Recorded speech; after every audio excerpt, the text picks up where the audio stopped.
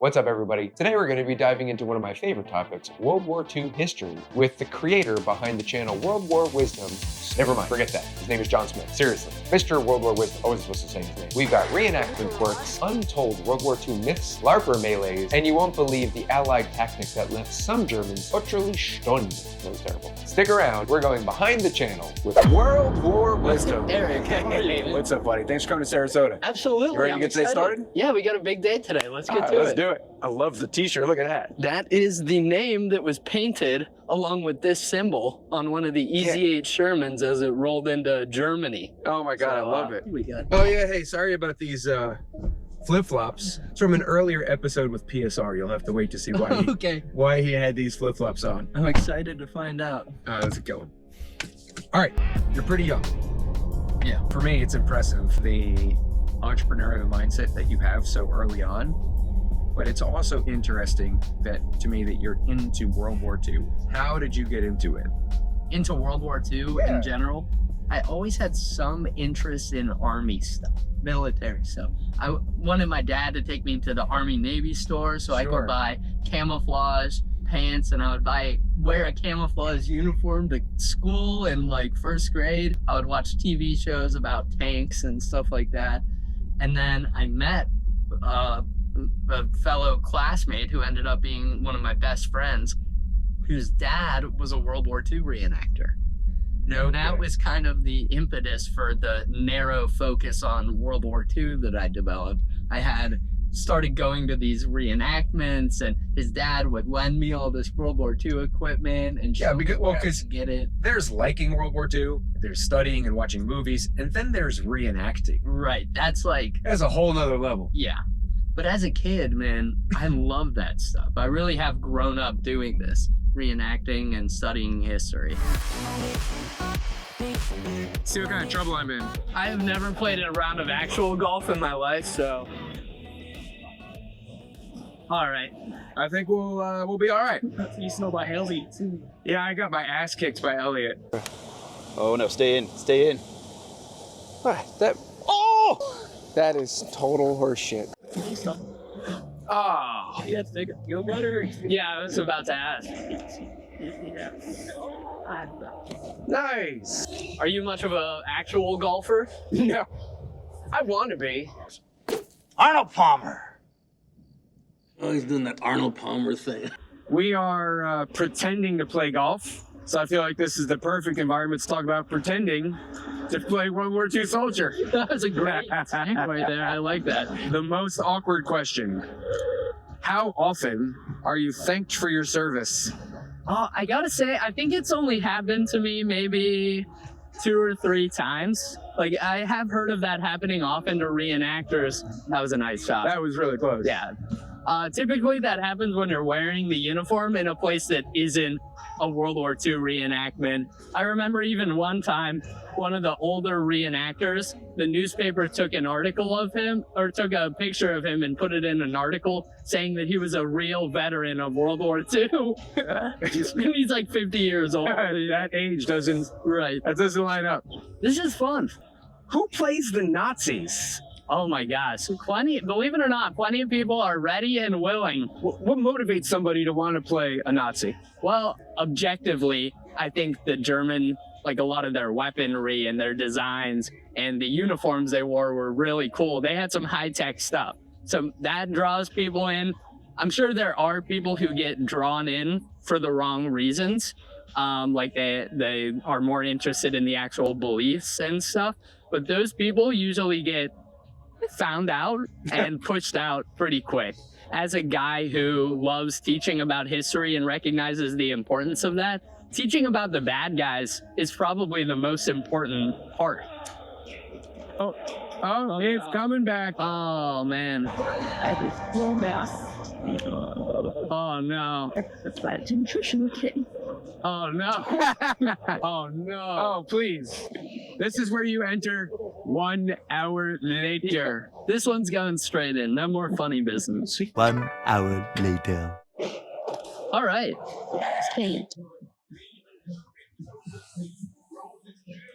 How tragic would it be for generations to not know about World War II? Oh my God. I mean, you know what they say about people not learning history are doomed to repeat it. And we were just talking about some situations where that's already happening with spreading false information, demonizing people, the same things that led up to World War II. So I think if we don't keep preserving that history and sharing it with people, especially young people, I think that's dangerous in a lot of ways. They're rolling the machines. Damn it. Whoa! From the That was a casual. Oh, jeez. There's a downslope here.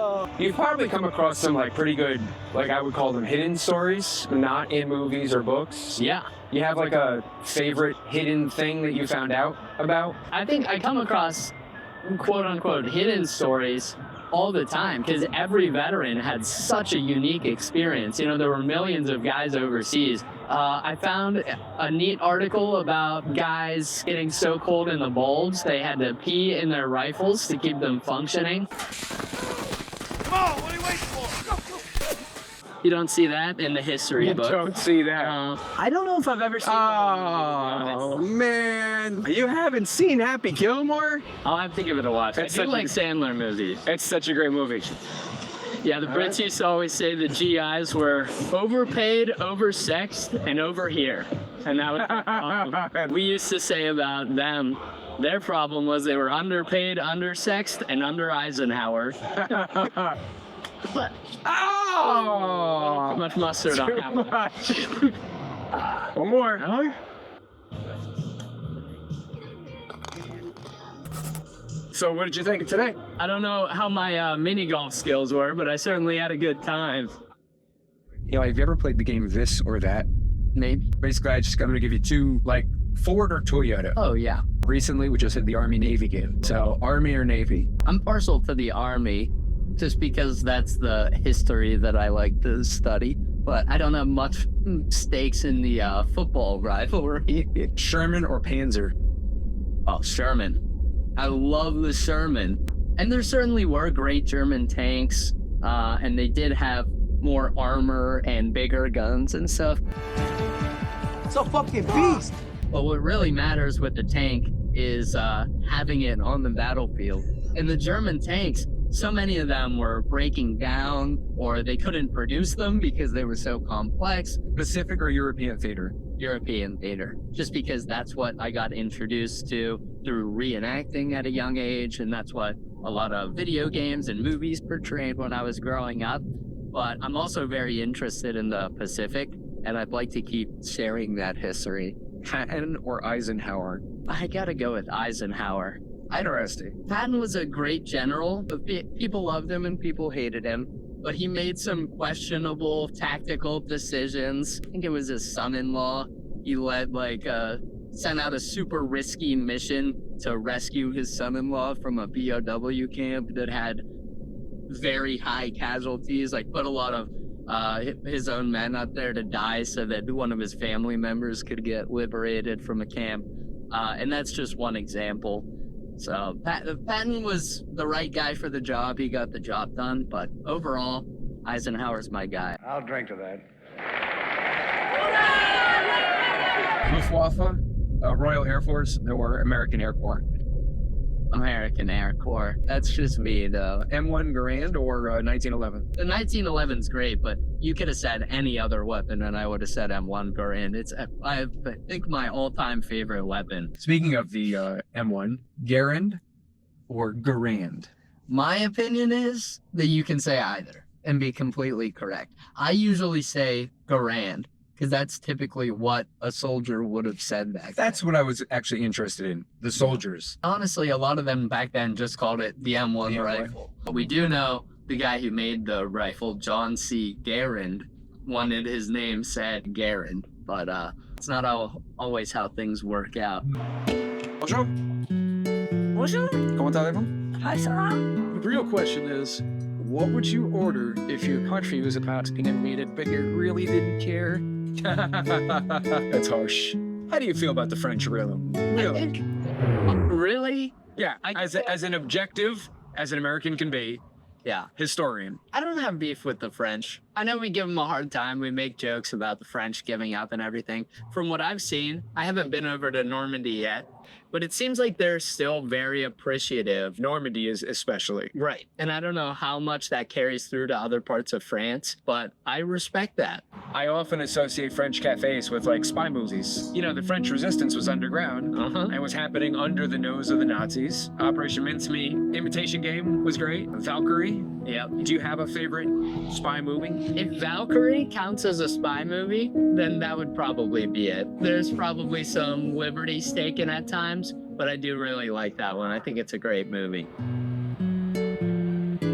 I think one of my favorite stories of deceiving the enemy and stuff was leading up to D-Day, the Ghost Army, doing everything from setting up fake vehicles that were inflatable, Parachutes. purposefully sending soldiers to go drink in town and talk to the local ladies and let slip false information. Private Johnson, come on over here. I got a job for you. That's probably See all those inflatable toys? Get to blowing. But they would even drive through the same town in convoys multiple times and switch their patches and then make a loop and go through, so they thought multiple divisions were moving. Oh my God, that's so crazy. And then on D-Day, like you said, the inflatable paratroopers, Ruperts, they called them.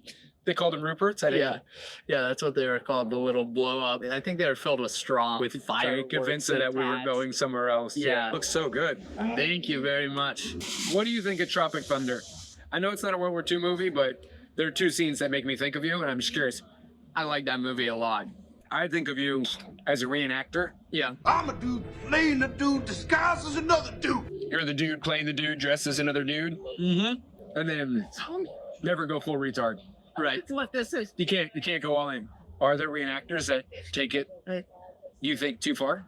Yeah, people do get caught up in the moment, maybe even like do something unsafe. It's like, okay, man, we're not actually being shot at. You don't need to point your muzzle right in front of my face to shoot that guy. But I don't know if they get to the point of changing their beliefs or anything like that because do you do blank fire with them? Yeah. Yeah, I wouldn't want that to go off right by my face. No. Sir, my hearing is not so good. German grenade Comes and goes. The German grenade went up right by my head. Got it. So what is the most accurate World War II movie you've ever seen? The scenes in Fury are extremely historically accurate, but I hesitate to say that that movie overall is. If I could include Band of Brothers of the Pacific, either of those could take the top spot. What about not necessarily historically accurate, but most entertaining to you from a World War II point of view? I think the same answers, Band of Brothers in the Pacific. The benefit of a mini-series is you get to know the characters so much better, and I really appreciate that part of it. Saving Private Ryan is definitely up there for the Omaha Beach scene. Incredibly well done. And there's also, I can't think of the name of the movie right now. It's a movie about the fighting in Arnhem during Operation Market Garden that was filmed in like 1946. Oh my God. And the actors are actual veterans, many of whom fought in the battle at the actual site of the battle. How many actors in the 50s and 60s were World War II like Mel Brooks? I know he was a World War II combat veteran. Yeah. It must have been so odd to be a World War II veteran portraying soldiers for Hollywood. Oh yeah. And there's that story of I don't know the actor's name. I think he played like Count Dooku in Star Wars. Yeah. And he was a World War II vet, and there was a scene where somebody got stabbed, and he said, "That's not what it sounds like to get stabbed. Oh my God. Here's what it sounds like," and told the guy because he knew from experience. No, it's not. I like that. It's because the breath's driven out of your body. Tell me about your shirt. What was the thought that went into the font? This font, I can pull up the picture. This is taken right off of a photo of the side of an Easy 8 Sherman tank. They had painted it, named it a paper doll, as troops would often do, affectionately name their vehicles, planes, everything like that. And then they painted the design that's on the back of the shirt. And there's another one that's the back of the shirt is modeled after a painting on the back of a bomber jacket from a bomber crew. We've changed so much as a society, but there's just something about those pinup girls painted on the sides of planes that is just, I don't know. It's just cool. Those guys got really creative. It was one of the only creative outlets they had. Everyone has to wear the same thing, spend their days doing the exact. Their patch, their plane, yeah. Yeah, they have that one outlet for creativity, and they sure made use of it. Yeah, entertainment, creativity, it is not a luxury. It's a necessity. Mm-hmm. You know, when you started the channel, did you start it with the intent of actually generating views and subscribers and making money from it? No. A lot of people don't know, when I first started my page, it wasn't about World War II history at all. It was called The Gun Philosopher. And it was just a firearms page. And eventually that turned into me exclusively talking about military history. Do you ever worry that you might run out of World War II stuff to talk about? Honestly, no. And that's what I love about it, is because a lot of the stuff that I share, I'm maybe just learned for the first time. And I'm like, oh, that's cool. I didn't know that. I should share that with everyone else. And there's so much out there. I could keep researching World War II history for many more lifetimes than I have available to me and never run out of things to learn. So I'll never run out of things to share. Are you ready to get here? Yeah, I was saying we don't get any lizards in Ohio, so I love seeing them run around here. You ever see the movie Anchorman? Yeah. Okay. You know how when they have the fight scene and all the news agencies come together? Yeah. ¿Cómo están, bitches? Spanish language news is here. In my mind, I picture each generation of reenactors: the Revolutionary War, the Civil War, World War I, World War II. I imagine there's like a leader, like a Robert Burgundy. They all get together in a park, and they're like, you know, nobody goes to war without the Revolutionary War heroes, and you all just get to this big melee of all these different reenactors fighting to prove who's the best. So who's the best? World War II. It's World War II. Maybe I'm a little bit biased, but we have the coolest weaponry. We do it right.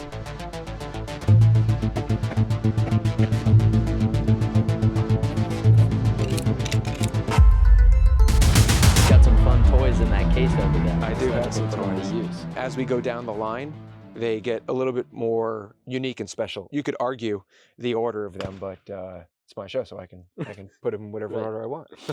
The first one we're going to start out with is the HKP7. Have you ever seen this? Have you seen this? Have you heard about this?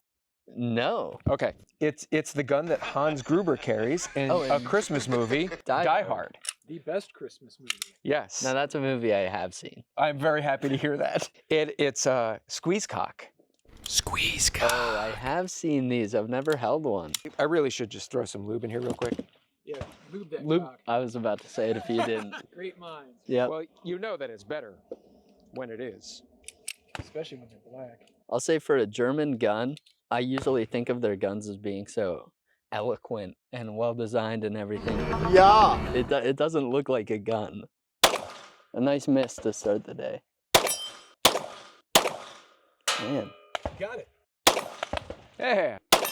that's pretty cool. I don't know that I like that Squeeze Cock. function, but it's something. It's certainly interesting. The War Poet is a modified Glock by John Lovell. Yeah, yeah. Warrior Poet Society. Oh, that's so smooth, especially compared to that last one. Do I go for the little guy? You got to. Hey! First try. We'll edit the other ones out. Should I try to hit the little spinner guy? That's right, we haven't even done that one yet. Yeah, not making any promises after that performance. Hey! Sure did a thing or two. The next one is really cool. The Alien Creator. Luago Arms. Thank you. Oh my gosh. This is my favorite so far. It's awesome. Oh my god, this is incredible. You're 2 for 2 with that thing. Yeah. I would just let it ride for now. Right, let's stay with that. I gotta try that little spinner. This is Pewview's gun. It's the Watchtower Apache, is one of my favorites. I'm excited to try that. This is why I'm a history channel and not a gun channel. This is Terran Tactical's Combat Master, but not the one from the movie. It's modified, and he turned it into the Copperhead. This is the lightest trigger you may ever feel. Let's do it. And I'll give you the Terran mag. That way you can start tearing into it. You had to slide one in there, didn't you? That was beautiful. Oh my gosh, that is a light trigger. Yeah, that I was running through them like it was nothing. So Nick Johnson has a countless number of videos where he takes them around, throws it up into the air, and gets it to land in the chamber. Oh, yep. So I can't do it, but essentially, obviously keep it down range, but some version of... Whoa! Oh, I knocked it out! Not even close. That was a pretty poor attempt. It went in backwards. If you can like flip it around, he does that sometimes. He'll kind of. Yes, he does. If it goes in backwards, he'll just. Oh, Oh, I thought that man. was in. We haven't had a single person do it yet. What I'm trying to do right now is use the force. Yeah, the force is not strong in me, apparently. Oh, backwards again. That doesn't count. Anything after here doesn't count. Now I'm just doing it for fun. Put up like do it. Oh. Drop the, get in. Drop the side. Oh, Go send nice. it. Send it. Boom. Boom. All right, now how many times did it take? I need to sit at home practicing. Man. After missing the target so many times, I'm glad I was at least able to pull something off like that. You know, there's a lot of content on your channel. Is there something that you've wanted to do you haven't yet been able to do because you haven't had the finances or the size of the channel you need to allow the idea to happen? You know, I've always wanted to do some things like testing certain myths from World War II. For example, they often say that there's a certain life belt they used on D-Day that if you wore it wrong, which many guys did, it would flip you upside down in the water when you inflated it, and that a lot of guys died that way. So I've always wanted to try that out for myself, get in the pool, all the gear on, inflate it, and then flip myself upside down or not and see how that really works. You know, they make mannequins that you could try that with. Oh, where's you know, the fun with that? without attempting to It's gotta drown be yourself. me. It's gotta be me. Any final thoughts for the range? I had a great time. That first H&K that we shot was really unique with the squeeze cock action. Never seen anything like that. Cool. Well, it's a fun. Now we'll go home and drink because Let's do it. Drinking before, Yeah. ill-advised. Yeah, I'm ready for a drink after that. Have you ever thought about writing a book? I would love to write a book for like children or young adults, kind of introducing the topic of World War II. A lot of the content I make now is geared towards, you know, maybe younger people who found out about World War II history or got interested in it through a video game or through a movie they saw, and they swipe past my videos and find out they have a real interest in it. So I think a lot of adults, it can be hard because they have very hard opinions on certain topics relating to World War II history. And sometimes there are certain things that, you know, we found out weren't the way the history books thought at certain times. Like what? It's like that. Prevalent misconceptions about how landmines work that started during World War II from soldiers who were seeing all these different types of German World War II landmines and didn't really understand them. A lot of rumors got spread. And then after the war, those rumors made it into movies and stuff like that. And that's one of the reasons why we have all these misconceptions about some of the technology back then. Oh, she lit candles. Oh. Amanda, you here? Amanda? Not surprised, sitting at the desk. Oh, look at this. That's pretty cool. Oh my gosh. It's not my best work. It's the best working comment I could do. Oh, I thought it was I love it. I thought it was a mushroom. I thought it was a frog. I love it. It looks great. I thought we would end today with 7 questions. First one is peach schnapps. That, of course, represents the Nazis. Yep. Who started the whole damn thing. We have to find joy in each day. That's a cup of joy, all right. First question, your most interesting World War II fact about Germany. Do we drink first and then? Cheers. Okay, cheers. Prost. Prost? Mm-hmm. Roast. All right.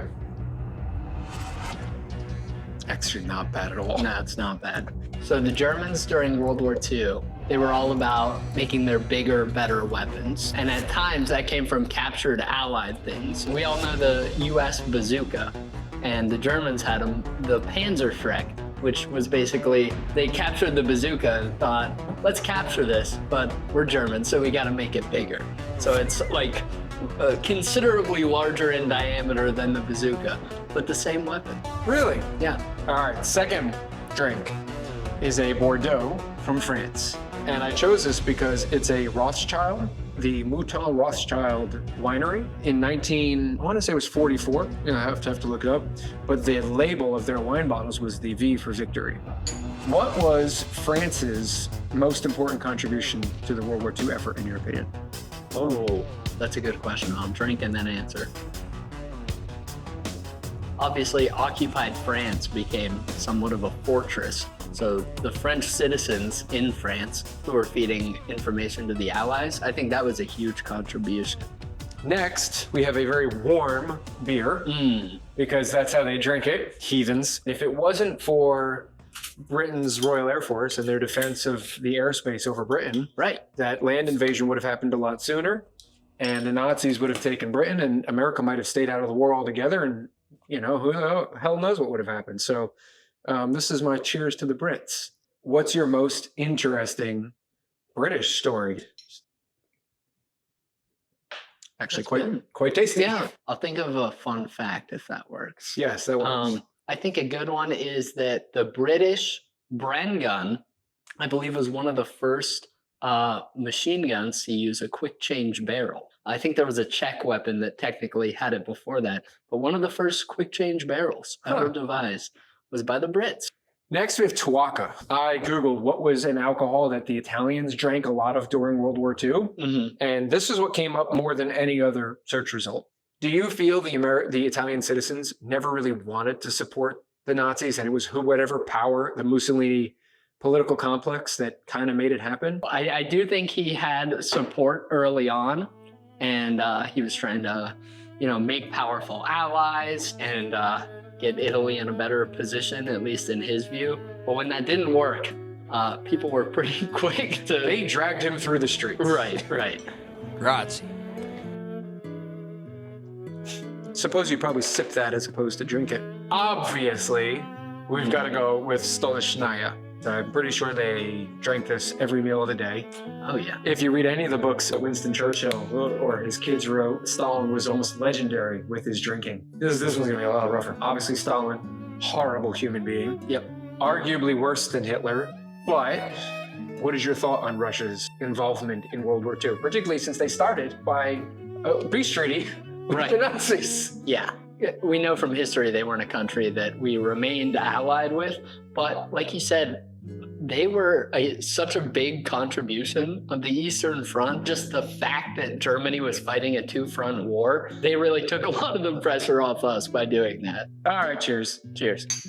Russia's better.